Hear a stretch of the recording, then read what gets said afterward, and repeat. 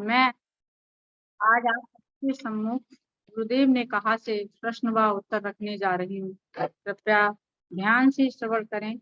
कोई त्रुटि हो तो क्षमा करें। ओम ब्रह्म सत्यम सर्वदा। महाराज जी से एक प्रेमी जी ने प्रश्न किया, महाराज जी, व्यवहार में गृहस्थियों को कुछ ना कुछ आडंबर करना ही पड़ता है। महाराज जी, व्यवहार में गृहस्थियों को कुछ ना कुछ आडंबर करना ही पड़ता है, क्या वह ना किया जावे? महाराज जी कहते हैं, प्रेमी, अगर इस दुनिया में ठीक चलना चाहते हो तो वास्तव में मर्यादा की जिंदगी बिताते हुए जो कुछ भी खाने पीने के बाद बच जावे उसे जरूरतमंदों की सेवा में लगा देना चाहिए। फिर तुम देखोगे कि अगर 100 आदमियों की मदद तुमने की है तो हजारों आदमी तुम्हारे गुण गावेंगे और तुम बुलंदियों पर पहुंच जाओगे। वास्तव में जिंदगी का यही असूल है और यह ही इसका असली ठिकाना है, जिसे सत्पुरुष समता आनंद की प्राप्ति कहते हैं। गृहस्थियों को कुछ ना कुछ आडंबर करना पड़ता है। आडंबर और धर्म दोनों को समान तराजू में तोलना उचित नहीं है। धर्म और आडंबर को समान तराजू में तोलना उचित नहीं है। धर्म व्यक्ति के भीतरी ज्ञान की पराकाष्ठा है। धर्म व्यक्ति के भीतरी ज्ञान की पराकाष्ठा है। मानवीय गुणों का एक स्वरूप में दिखाई पड़ना धर्म है। धर्म का अर्थ आडंबर नहीं, मन की निर्मलता है। सच्ची भक्ति के बिना सब कुछ व्यर्थ है। जैसे वेशधारी अर्थात जो साधु संत हैं और वेश बना लेते हैं, भक्ति करने का आडंबर करते हैं। वेश बना लिया कि हम बाबा जी हैं और ये भक्ति कर रहे हैं, लेकिन उनके अंदर भगवान की अगर सच्ची भक्ति नहीं है तो वो आडंबर ही तो है। ऐसे आडंबर से क्या फायदा? महाराज जी कहते हैं कि प्रेमी जी, कोई आडंबर करने की जरूरत नहीं है। एक मोटा सा असूल है, अगर अपना लिया जाए तो सब परेशानियां हल हो जाती हैं। अगर तू अमीर और दौलतमंद है, घर में बड़ी लड़की है, तो तू उसका रिश्ता हमेशा गरीब घर में करके उसे बराबर का बना ले और उसकी हर तरह से सहायता कर, ताकि गरीब अपनी गरीबी से उठकर अमीर जैसा ही बन जावे। अगर लड़के का रिश्ता करना है तो हमेशा गरीब घर की लड़की घर में लावे, ताकि समाज में किसी तरह की बुराई पैदा ना हो। इस तरह लड़की वाले जो गरीब हों उनकी ये बड़ी सहायता होती है। जो लड़की वाले गरीब हैं, अगर कोई रईस खानदान का लड़का शादी कर ले तो एक तरीके की मदद ही हो जाती है कि उनकी लड़की एक अमीर घर में चली जाएगी। ये एक ऐसा हल है कि समाज की काया पलट कर देता है और किसी तरह भी गृहस्थियों को परेशान होने की जरूरत नहीं पड़ती। लेकिन ऐसा कहाँ है समाज में? हर लड़के वाला चाहता है कि बहू मुझसे अच्छे घर की मिले, बहुत पढ़ी लिखी मिले, कहीं मेरी बेइज्जती ना हो। और लड़की वाला भी चाहता है कि लड़का अच्छा मिले, मुझसे ज्यादा दौलतमंद मिले। जब ये हमारे समाज में कुरीतियां हैं कि मुझसे अच्छा हो, तो कैसे हो सकता है? जबकि महाराज जी कह रहे हैं कि गरीब घर की लड़की लो, गरीब घर का लड़का लो, जिससे वो अपनी बराबर हो सके। तो कहाँ लोग सुनते तो बहुत हैं लेकिन करते कम हैं। एक बार की बात है कि रावलपिंडी जो आजकल पाकिस्तान में है, वहां के रहने वाले थे रईसे आजम सरदार सुजान सिंह अपने चचा के साथ पूरी नामक गांव की तरफ लेन देन के सिलसिले में जा रहे थे। गांव के बाहर एक दरखत, मतलब बहुत बड़ा पेड़, कहते नहीं बहुत बड़ा पेड़ है, दरखत के नीचे थकान दूर करने के लिए बहुत बड़ा पेड़ था। उसके नीचे कितने भी लोग सो सकते थे, आराम कर सकते थे, उसको दरखत दिया है नाम इसमें। तो दरखत के नीचे उन्होंने पड़ाव डाल दिया। आपस में कुछ घर के विचार करने लगे कि लड़की बड़ी हो गई है, आगे के वास्ते सोचना चाहिए। इतने में एक खूबसूरत नौजवान खच्चरों पे सामान लादे हुए दिखाई दिया। गरीबी की वजह से सामान किराए पर इधर उधर ले जाया करता था। झट ही सरदार जी कह दिया सरदार जी ने कह दिया कि ऐसा लड़का मिल जावे तो अच्छा है। उसी वक्त लड़के को बुलाया और उसके घर का पता पूछ लिया। वहां से उठे और उसके घर जाकर उसके पिता को प्रस्ताव दिया।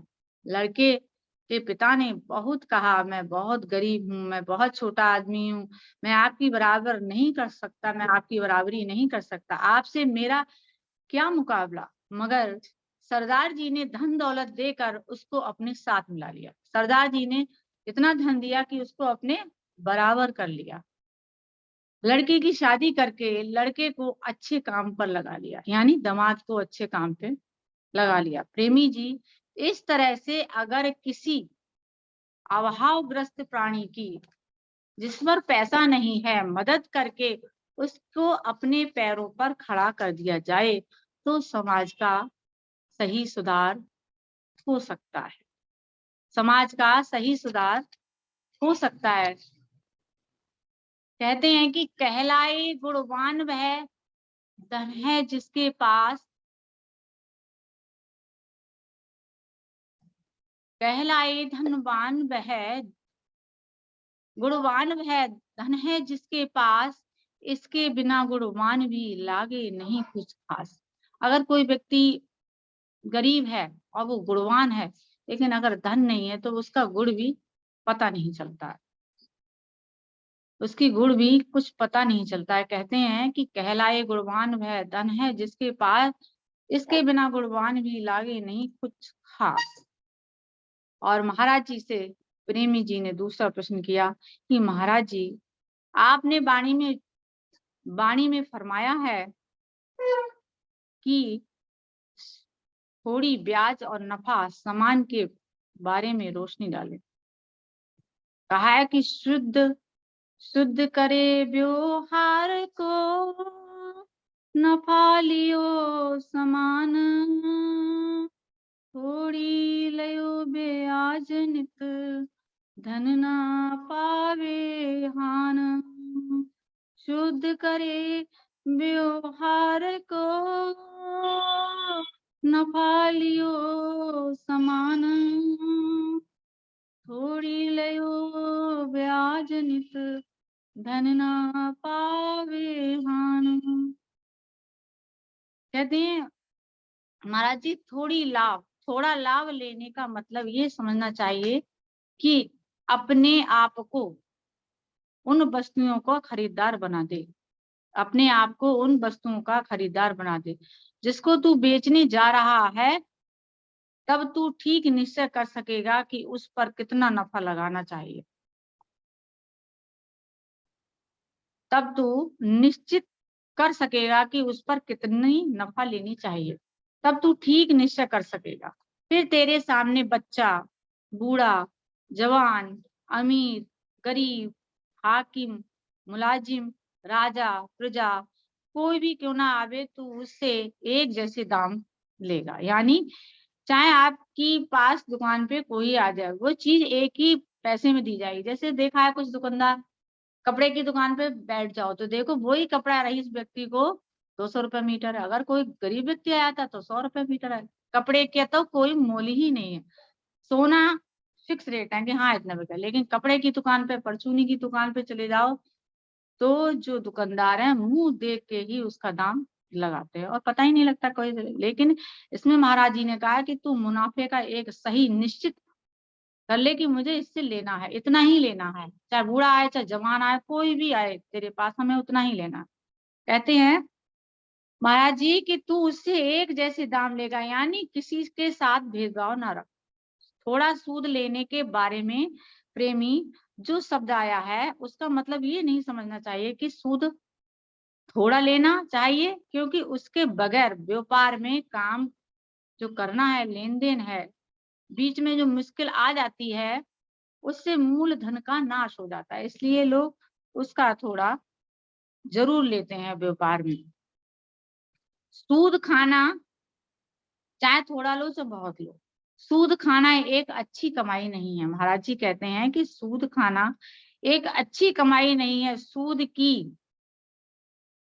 सूद की तजारत करना कोई अच्छा, या सूद का व्यापार करना, तजारत सूद की व्यापार करना कोई अच्छा व्यापार नहीं है। अगर मजबूरी में ये व्यापार करना पड़े तो कम से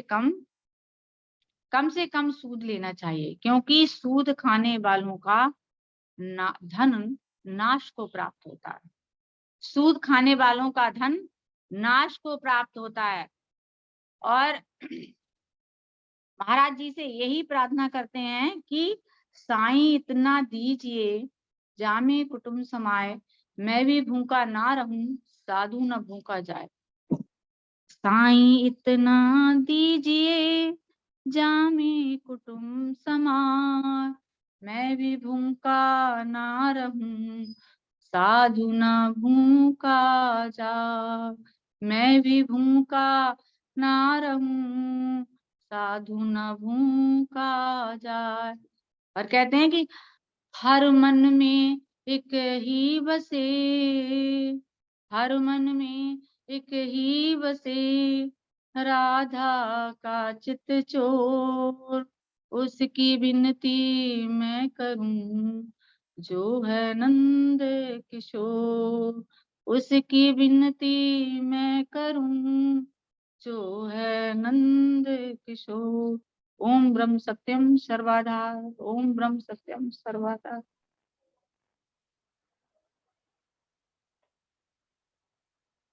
ओम ब्रह्म सत्यम सर्वदा। संगत के समूह दूसरा विचार आएगा। प्रेमी बहन सरोज अरोड़ा जी हल्द्वानी से संगत के समूह शुद्ध व्यवहार के ऊपर ही आज का विचार रखिए।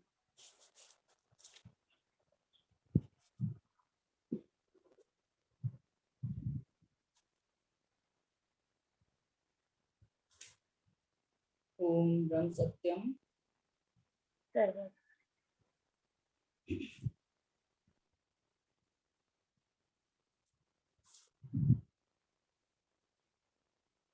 नारायण रूप संगत के चरणों में मेरा ओम ब्रह्म सत्यम सर्वदा।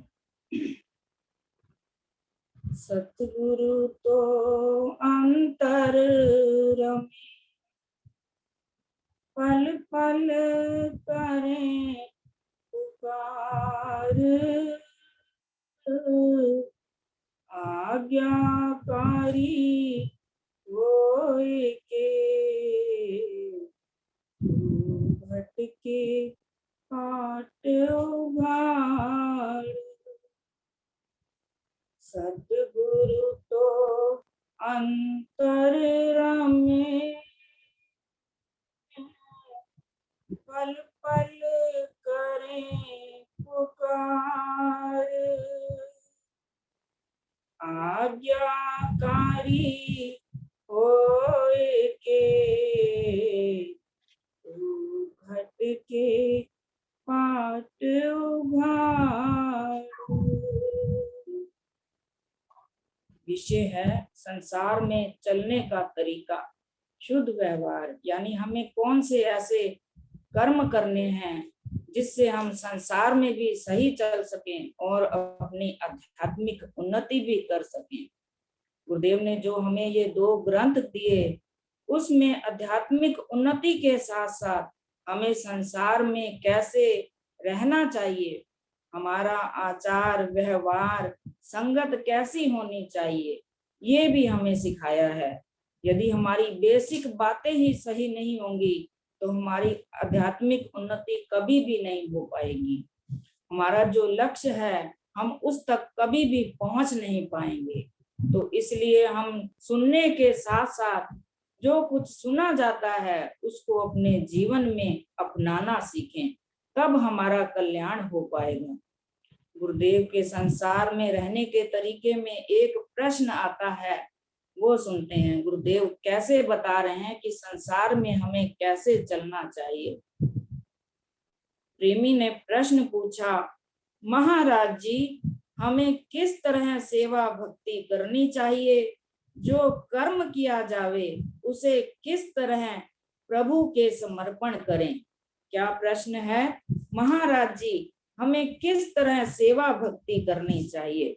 जैसे हम सेवा करते हैं, देवी देवताओं की पूजा कर ली, पाठ कर लिया और हम समझते हैं कि हमारा कल्याण हो गया। गुरुदेव क्या कह रहे हैं?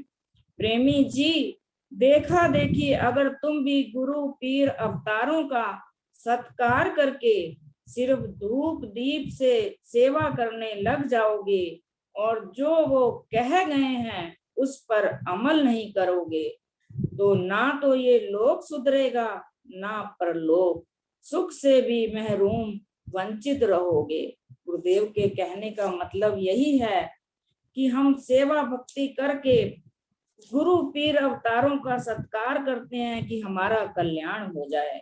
गुरुदेव कह रहे हैं कल्याण तब होगा जब हम उन जो वो कह गए हैं वचन उन पर हम अमल करेंगे, तब ये लोक भी सुधर जाएगा और हमारा परलोक भी सुधर जाएगा, यानी आने वाला जन्म भी हमारा अच्छा होगा, सुख से भी महरूम सुख भी मिलेगा। आगे कह रहे हैं जो कर्म किया जावे उसे किस तरह प्रभु के समर्पण करें।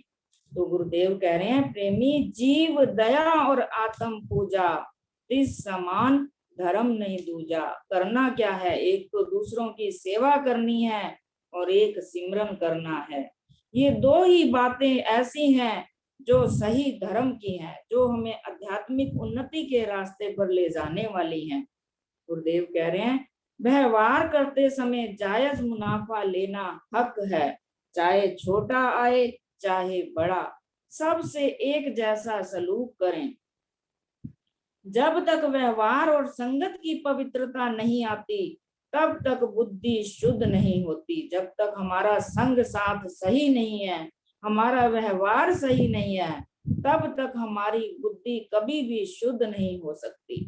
नित का कर्म पवित्र करो, जो भी तुमसे सौदा लेने आए उसे ईश्वर रूप जानो, उससे नेक बर्ताव करो, उसे ठीक चीज दो, ठीक रकम लो, वह भी खुश जाए और तुम्हारा काम भी हो जाए। खोटी कमाई आती हुई अच्छी लगती है, मगर जब उसके जाने का समय आता है तब बहुत दुख देती है। इसमें गुरुदेव हमें क्या समझाने की कोशिश कर रहे हैं?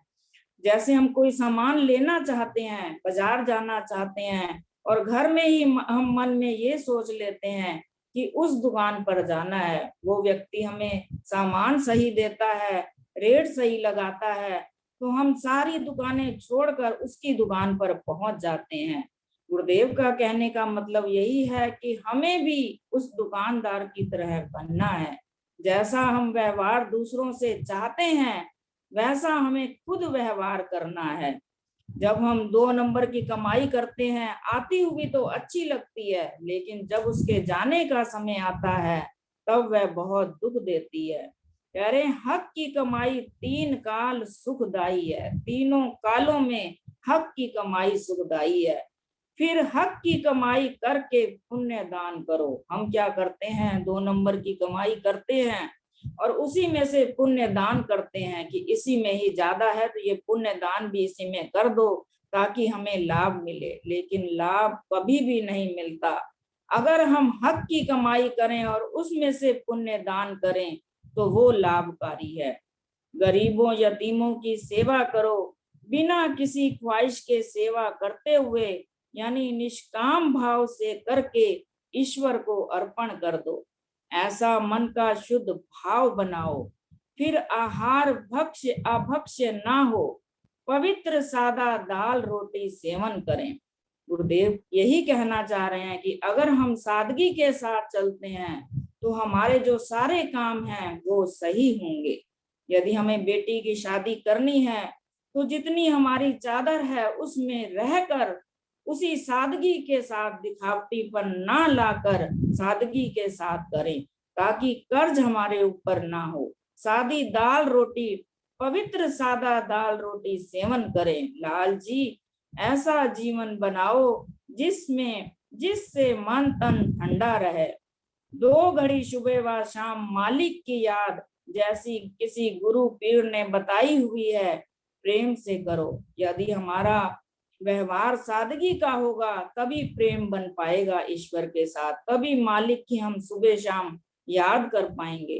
किसी का दिल ना दुखाएं, जबान के पक्के रहना चाहिए। किसी से कोई वायदा करो तो उसे पूरा करो और हर कीमत पर निभाओ। जो भी हम वादा करें उसको हर कीमत पर निभाओ।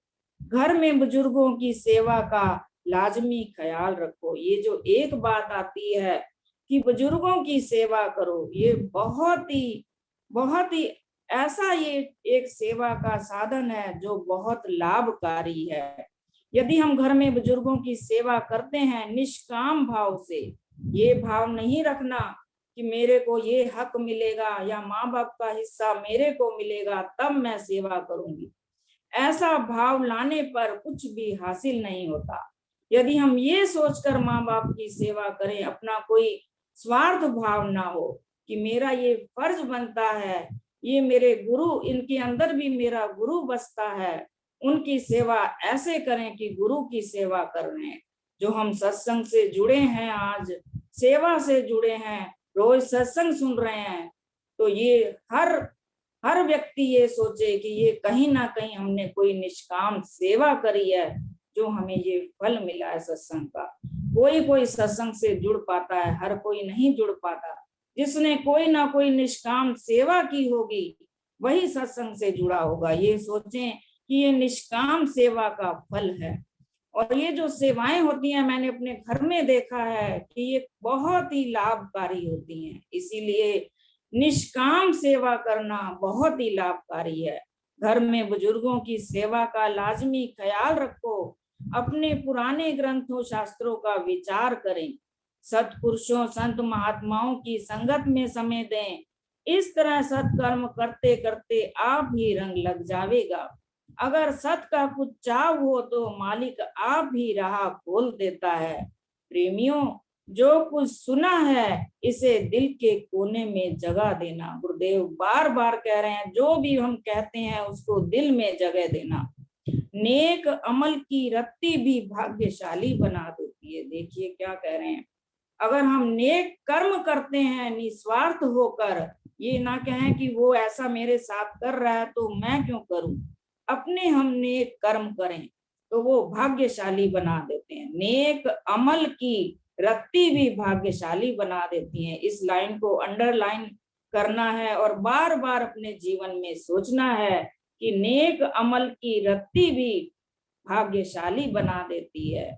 फकीरों ने ईश्वर का हुक्म सुनाना है, मानोगे तो सफलता प्राप्त कर लोगे। गुरुदेव बार बार कह रहे हैं और एक इस लाइन में ही सब कुछ आ जाता है कि नेक अमल की रत्ती भी भाग्यशाली बना देती है। अगर हमें भाग्यशाली बनना है, हम सब चाहते हैं कि हमारे घर में लक्ष्मी का वास हो और हमारे काम सब सही हो, तो क्या करना है, नेक कर्म करने हैं। संसार में रहने का अपना तरीका सही करना है। गुरुदेव ने दोहे में बताया, शुद्ध व्यवहारी पुरुष जो अघट लक्ष्मी पाए, मंगत सत व्यवहार में लक्ष्मी वास कराए। गुरुदेव क्या कहना चाह रहे हैं इस दोहे में, शुद्ध व्यवहारी पुरुष जो अघट लक्ष्मी पाए, जिसका शुद्ध व्यवहार है, और कह रहे हैं सत व्यवहार में लक्ष्मी वास कराए। और यही जो सत व्यवहार हम करते हैं इसके अंदर ही लक्ष्मी का वास हो जाता है। अघट लक्ष्मी का मतलब ये नहीं कि हमारे घर में पैसों का अंबार भर जाएगा। अघट लक्ष्मी का मतलब है कि हमारे घर में संतोष धन आ जाएगा, जिससे हमारे सारे कार्य भी पूरे होंगे। अगर हम नेक कर्म कर रहे हैं, ईश्वर के बनाए हुए नियमों पर चल रहे हैं, तो हमारे ईश्वर हमारे स्वयं कार्य करते हैं और हमारे सारे काम सही हो जाते हैं। हमने कितनी बार सुना कि कितने ही भक्तों के कार्य ईश्वर ने खुद आकर स्वयं किए हैं। तो हमें करना क्या है, अपने कर्म सही करने हैं। गुरुदेव ने बार बार एक प्रेमी ने पूछा कि सिमरन में मन नहीं लगता, तो गुरुदेव ने क्या कहा, प्रेमी गजदा नाप ठीक कर। तो हमारा जो नाप तोल है वो हमारा सही होना चाहिए। तो आगे गुरुदेव क्या कह रहे हैं, शुद्ध व्यवहारी का देव परिवार, प्रेम स्वरूप का वहां प्रचार। कह रहे हैं जो शुद्ध व्यवहार करने वाले हैं उनका परिवार कैसा होता है, उनका परिवार भी देवताओं वाला परिवार होता है, वहां प्रेम वास करता है। कहाँ परिवार में अगर हम शांति लाना चाहते हैं तो हमें परिवार में क्या क्या करना पड़ेगा। पहला तो जो अतिथि घर में आए उसकी सेवा करना, जो भी बन सके अतिथि खाली ना जाए घर से, जो आए उसकी सेवा करें। दूसरा, घर में आपस में प्रेम करें, कोई भी है घर का सदस्य आपस में प्रेम से रहें। सुबह जो हम रोटी बनाते हैं सुबह शाम गाय कुत्ते की निकालें, पंछियों को दाना दें और घर में ईश्वर के नाम का गुणगान करें। जो भी ऐसे घर में ईश्वर का गुणगान वाणी पाठ करते हैं परिवार के साथ बैठकर, उनके घर में कभी भी कलह कलेश नहीं होता। कलह कलेश जो भी होए सत्संग पाए सकल मिट जाए। जहां पर सत्संग है घर में, जहां पर अच्छा व्यवहार है, वहां पर लक्ष्मी का वास अपने आप हो जाता है। और जो भी सेवा हम घर में करें अपनी खुद सेवा करें। अगर हमारे हाथ पैर सही चल रहे हैं तो किसी पर भी हुक्म ना चलाएं। जैसे कोई आदमी है तो औरत पर रोब करता है कि पानी, मैं थका हुआ आया हूँ, पानी लेकर आओ। लेकिन देखें तो महिला भी घर में थक जाती है। तो जहां तक हो सके अपनी सेवा खुद करें। पानी का ग्लास भी लेना है तो अपने लिए खुद ले, किसी पर भी हुक्म ना चलाएं। अपनी ईश्वर करे सबकी तबीयत ठीक रहे और अपने हाथ पैर सही हैं तो किसी को सेवा दें, लेकिन सेवा ले नहीं। ऐसे ही एक उदाहरण से समझते हैं। एक सेठ जी थे, उनकी 4 बहुएं थी, उनके घर लक्ष्मी का वास था। एक दिन सेठ जी के सपने में आता है कि लक्ष्मी माँ सेठ जी के सपने में आती हैं कि अब मेरे जाने का समय हो गया है, मैं आपके घर से जाना चाहती हूँ। सुबह सेठ जी उठते हैं, बड़ी उनको चिंता हो जाती है कि अब घर में गरीबी आ जाएगी, लक्ष्मी जी जाने वाली हैं। उनके घर में 4 बहुएं थी। तो एक बहू ने आकर पूछा कि क्या हुआ पिताजी, आप ऐसे उदास क्यों हैं। तो उन्होंने कहा कि ऐसे मुझे सपना आया है और इस घर से अब लक्ष्मी चली जाएंगी। तो वो कहने लगी कि लक्ष्मी जी ने ये भी कहा कि कोई वरदान मांगना हो तो मांग लो, फिर मैं चली जाऊंगी। तो उन्होंने, बड़ी बहू ने कहा कि ऐसा वरदान मांगो कि हमारे घर बहुत सारा सोना मांग लो, पैसा मांग लो। दूसरी बहू ने और कुछ कहा, तीसरी ने और कुछ कहा। लेकिन चौथी बहू जो थी वो सत्संग से जुड़ी हुई थी। तो वो क्या कहती है, पिताजी आप उनसे ये वरदान मांगे कि हमारे घर में सत्संग होता रहे, हमारे घर में सत्संग होता रहे। आप सिर्फ ये वरदान मांगिएगा जब लक्ष्मी जी सपने में आएंगी। तो रात को लक्ष्मी जी फिर आती हैं सपने में और कहती हैं कि मैंने आपसे कहा था कि कोई वरदान मांगना है तो मांग लो। तो सेठ जी ने छोटी बहू का कहना माना और ये कह दिया कि हमारे घर में हर समय सत्संग होता रहे। तो से लक्ष्मी जी कहने लगी कि ये आपसे किसने कहा। तो उन्होंने कहा कि छोटी बहू ने ये वरदान मांगने के लिए कहा है। तो लक्ष्मी जी कहने लगी कि सबसे अच्छा वरदान है, जहां सत्संग होगा वहां तो विष्णु भगवान आते हैं हर समय घर में, और विष्णु भगवान के साथ मैं रहती हूँ, तो मैं उनसे जुदा कैसे हो सकती हूँ। जहाँ सत्संग है वहां मेरा वास है। तो ये हमें हर समय ध्यान रखना है कि घर में वाणी पाठ सत्संग होता रहे और नेक कर्म हम करते रहें, तो हमारे जो काम हैं घर के वो स्वयं पूरे होते रहेंगे और हमारी आध्यात्मिक उन्नति भी साथ साथ होती रहेगी।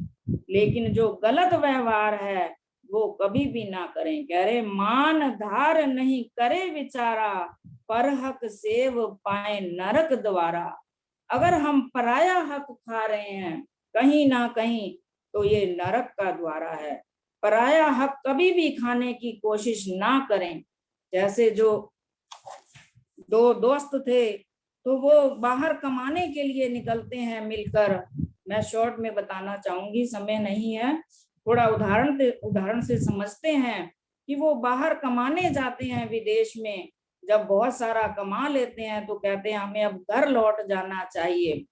तो दूसरा जो दोस्त था उसके मन में बेईमानी आ जाती है और वो कहीं खाना खाने बैठते हैं तो उसके खाने में जहर मिला देता है कि इसका जो हक है, सारा पैसा है, वो मेरा हो जाएगा। उस समय फोन नहीं थे तो घर में किसी को क्या पता लगेगा। तो वो उसके खाने में जहर मिला देता है और उसका दोस्त मर जाता है। घर जाकर उसके घर में कह देता है कि उसकी तबीयत खराब हो गई थी और वो मर गया, और उनको थोड़ा सा पैसा दे देता है। बाकी उसकी जो कमाई थी दोस्त की सब अपने घर लेके चला जाता है। आगे क्या होता है, उसके घर में शादी होती है और बच्चा होता है। बच्चा होते ही थोड़ा सा बड़ा होता है 5-6 साल का, और वो बहुत बीमार हो जाता है। उसे विदेश तक ले जाना पड़ता है, बहुत डॉक्टर बुलाए जाते हैं।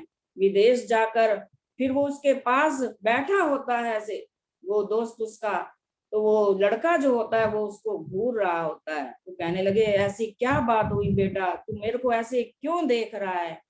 सारा पैसा उसका लग गया उसकी बीमारी पर। तो वो बेटा क्या कहता है, मैं तुम्हारा कोई भी बेटा नहीं हूँ, मैं तुम्हारा वही दोस्त हूँ जिसकी कमाई जो थी उसकी तुमने खा ली और मुझे मार दिया था। मैं उसका बदला लेने के लिए तेरे घर में जन्म लेकर तेरा बेटा बना, और आज जो तेरी कमाई थी सब मेरे ऊपर लग गई। तो ये कोई ना कोई कारण पराये हक के बन जाते हैं जो हम पराया हक खाते हैं। तो इसका भी हमें बहुत ध्यान रखते हुए घर में हक की कमाई लानी है, नेक कर्म करने हैं, परिवार में सत्संग लाना है, प्रेम लाना है। तब हमारी आध्यात्मिक उन्नति एक एक सीढ़ी चढ़ते हुए हम ऊपर चढ़ेंगे। एकदम छलांग लगाकर नहीं चढ़ सकते, तो धीरे धीरे चढ़ते हुए ये बातें अपनाते हुए हम अपने जीवन का कल्याण करें। गुरुदेव हम सब पर कृपा करें कि हम सत साधन को अपनाते हुए अच्छे कर्म करके अच्छे रास्ते पर चलें। ओम ब्रह्म सत्यम सर्वाधार कोई